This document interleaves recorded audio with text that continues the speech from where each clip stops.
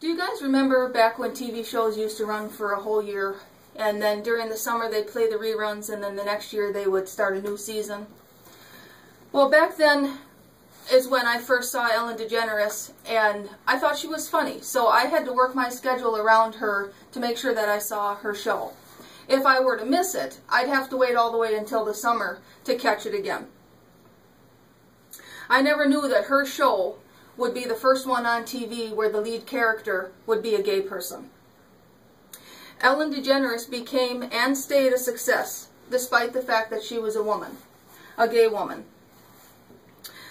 The Hollywood Reporter in 2012 named Ellen DeGeneres the most powerful woman on television, daytime television.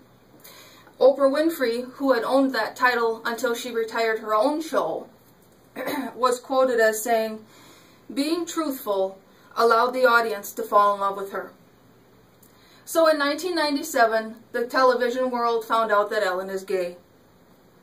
But what they would come to find out is that being gay would not define her as a woman, and that she would later become a leader and an advocate for many groups and organizations.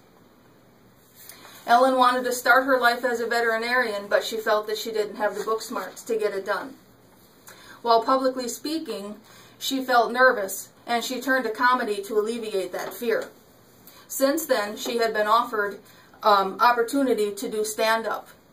And at age 23, she was doing stand-up in local coffee houses and at the Improv in Hollywood. In 1986, she caught her break and was invited to The Tonight Show starring Johnny Carson. After she did her act on Johnny's show, he invited her over to his couch.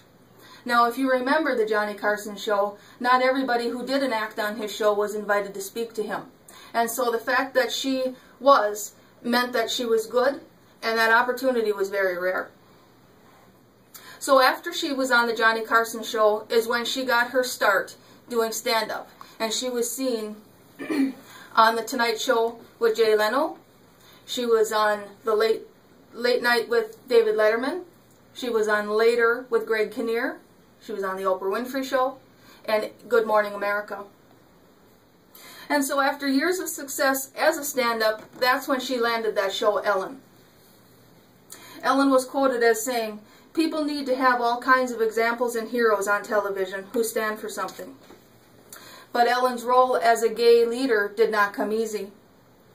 Her show was criticized, and even though she had high ratings and an Emmy, they canceled her show the year after she came out.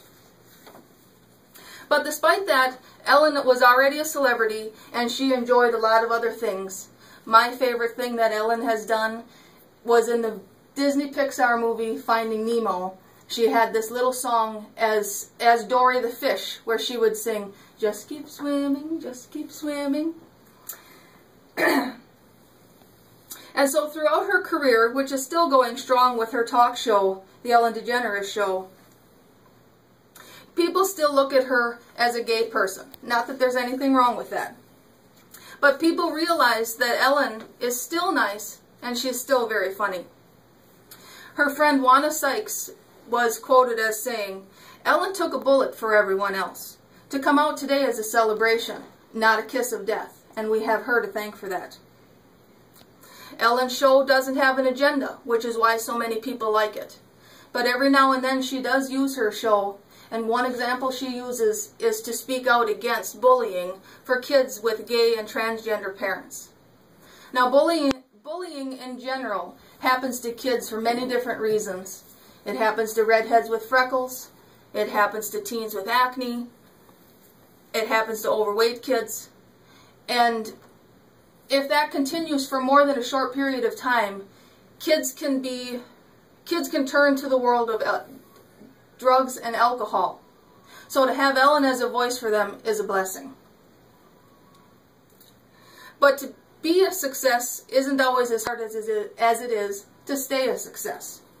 Despite the people that still reject Ellen simply because she's gay, there's a million people that love her because she's a nice person.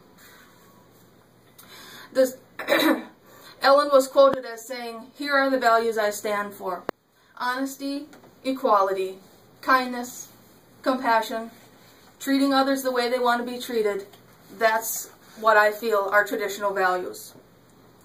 Ellen has been an advocate for Hurricane Katrina, and she has also done a lot for PETA, Persons for the Ethical Treatment of Animals. Excuse me.